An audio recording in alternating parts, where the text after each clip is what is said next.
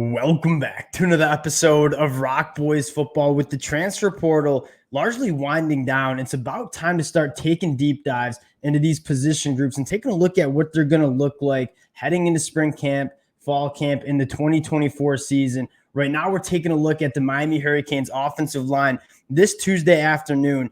Next Tuesday, we're taking our deep dive into the Miami Hurricanes defensive line, a unit that I'm extremely excited about. But this is an offensive line that you talk about where Miami and really why Miami is, in my mind, heading in the right direction. I mean, they are winning the line of scrimmage on both sides of the football. This was an elite group in 2023. You lose guys like Javion Cohen and Matt Lee, but this is a group that you look at in 2024 and say, this might even be a better group in 2024 than we saw in 2023. And I say that because a lot of the guys coming back, have like a lot of meat left on the bone in terms of how much they can progress in an offseason, right? You had a true freshman right tackle in Francis Mauigoa, a guy like Inez Cooper, who's only going into his third year of college football, Jalen Rivers only going into his fourth year. This is a young offensive line that I think you're going to see take some strides in 2024 in a group that I'm extremely excited about. Before we get into it, just want to say thank you to you guys and a shout out to the Miami Hurricane fans. Obviously, with Cam Ward committing to the Hurricanes this weekend, this all of a sudden becomes a program that is one to watch in the 2024 year. And I've kind of been banging the table for this is a team that can be extremely dangerous, not only in the ACC, but nationally if they get this quarterback position right. I think they did it with Cam Ward. Really excited to continue to talk about this team throughout the duration of the offseason. If y'all do enjoy the content, consider subscribing to the channel. And more importantly, would love to hear from you guys in the comment section in terms of players that I might be sleeping on, breakout candidates that you guys have your eyes on heading into spring camp. And without further ado, I want to get into it now. How I went about this, I went back and watched a few cut-ups of this Miami offensive line, took a look at some of the numbers, and I want to start with just some broad observations that I had about this Miami Hurricanes offensive line. And the first thing I want to say is this is a very talented group, but more importantly, it's a very well-coached group. And when I've done some deep dives into other offensive line units, you see guys playing talented up front, but they don't really play as a group, right? You look at this Miami Hurricanes offensive line in terms of picking up blitzes and picking up stunts with a transfer center, with the true freshman right tackle, a transfer guard, a lot of new faces. This was a Miami Hurricanes offensive line that did all of that extremely well. And that's kind of rare when you look at the college football landscape combined with the transfer portal and all these new faces coming in. At times they had a true freshman quarterback starting for the Miami Hurricanes.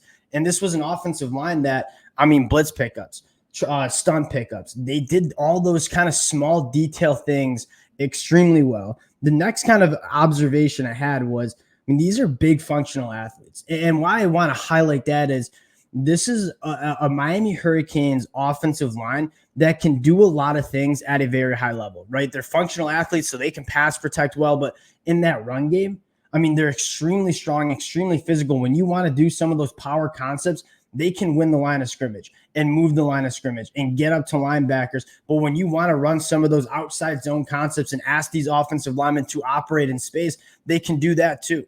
And so what excites me most about this Miami Hurricanes rushing attack heading into 2024 is there's not really a concept that the Miami Hurricanes can't really do at a high level. You want to run power, they can certainly run power and move that line of scrimmage. You want to run some stretch zones and ask them to play in space, they can do that as well. And I think they're checking off a lot of boxes in terms of what you can do with this offensive line. I think that's what excites me most about this unit heading into 2024. And the last thing I'd want to say is it's deep.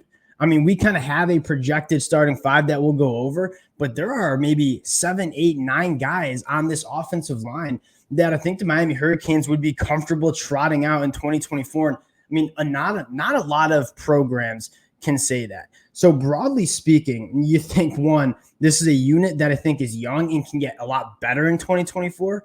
But more importantly, this is a very, very deep unit that you're going to have a lot of competition for. And I think that's going to get the best product and the best starting five on the football field in 2024. Want to start with the offensive tackles. And this is probably the strong part of this Miami Hurricanes offensive line. In all 5 spots, I'm feeling pretty good about. But in the modern era of college football, where there are so many teams desperately looking for starting tackles in the transfer portal, the Miami Hurricanes, I mean, they just sat back and said, yeah, we're good at the offensive tackle spot. Obviously, Jalen Rivers, it continues to play phenomenal at that left tackle role. And then Francis Mauigoa, although you had some growing pains, right? You go back and watch the Texas A&M game. There were some growing pains there. You cannot deny the physical traits that Francis Mauigoa has. And I think it's really important to note. I mean, one, as a true freshman, it is extremely rare to see guys start on the line of scrimmage, especially at that offensive tackle spot. I can think of one other Power 5 offensive lineman that started at a true freshman. That was at the guard spot in Caden Green from Oklahoma. It's extremely rare to see that, and it's even more rare to see the level of Francis Mauigoa and how he played as a starting right tackle for all 12 games for the Miami Hurricanes. And you kind of knew this was going to happen when he came into camp, and we were talking about him during spring camp last year and saying, this is going to be a guy that is special. I mean, we saw that. And I think what excites Miami Hurricane fans the most is, I mean, Francis Mauigoa is only going into his second year. This is normally where you see that jump. Most true freshmen follow the Samson Okunlola route, right, where they kind of redshirt for that first year and then might be ready to play going into year 2 and year 3. Francis Mauigoa was thrown out there as a freshman and played extremely well. So you look at the offensive tackle spot with guys like Francis Mauigoa and Jalen Rivers, you're really excited about that, but you're also excited about the depth that's behind those guys, right? Pancake Concho, a guy that I wouldn't be surprised slots in at one of these starting roles, whether it's at the tackle spot and you kick Jalen Rivers in, or he starts at a guard spot next year. And then you have a JUCO transfer, Markel Bell, who goes 6'8", 340 pounds, is an extremely good athlete. Not only do the Miami Hurricanes have a lot of depth at that offensive tackle room that a lot of other Power 5 programs just simply don't have, but they're extremely talented as well. And I think that's what excites me the most. Now, you look on the inside, and that's probably where you would, quote unquote, have some question marks, right? You lose Matt Lee, you lose Javion Cohen, all ACC kind of offensive linemen that are going to the NFL. I don't think this unit necessarily skips a beat. And I want to start at that center spot with transfer Matt Carpenter coming in from Indiana. I couldn't think of a better replacement for a guy like Matt Lee. And Matt Lee obviously played phenomenal for Miami in that 2023 year. I mean, Matt Carpenter is a 2-year starter in the Big Ten. You go back to his 2023 season, faced 445 pass blocking opportunities, only gave up 8 pressures, going against some really good interior offensive linemen in the Big Ten. I go back to that Michigan game. Many of you guys know I'm a Michigan fan.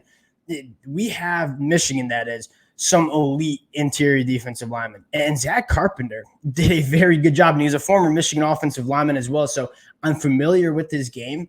And I really trust that he's kind of a plug-and-play guy that I don't think you're going to miss too much. I don't think it's going to be a downgrade going from Matt Lee to Zach Carpenter. That's not a shot at Matt Lee, who is phenomenal for Miami. It's more that I am very confident that Zach Carpenter comes in and is an experienced center that gets the job done for Miami. You have a guy like Inez Cooper who has been phenomenal for the Miami Hurricanes, coming from a low 3-star coming out of high school to a significant starter for this Miami Hurricanes offensive line. And then you have kind of a competition, if you will, for that last guard spot.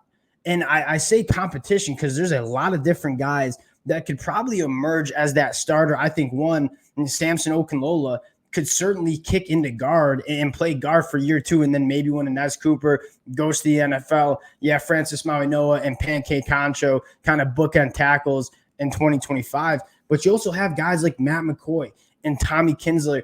And you look at this Miami offensive line and say, somebody is going to emerge and win that spot. And so I look at this offensive line in general, and you say there's not many holes in it, right?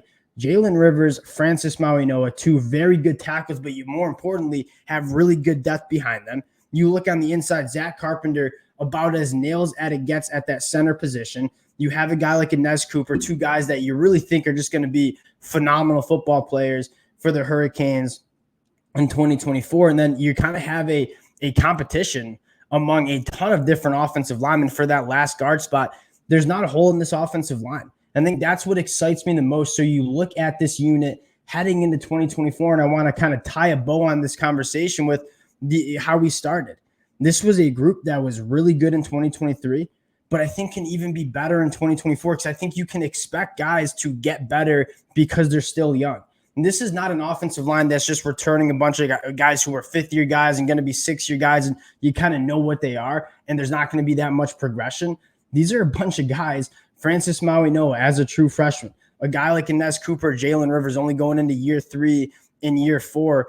These are guys that can take strides in 2024, and you can knock Mario Cristobal all you want for some other aspects of coaching. Him and Alex Mirabal do a phenomenal job developing this offensive line. So you combine a guy like Cam Ward. You think this run game is going to be really good. You think the pass pro is going to be really good. And then you have a very talented quarterback that can make any throw on the football field. You look at this Miami Hurricanes offensive line heading into 2024 with all the talent that is around the quarterback and on this offense.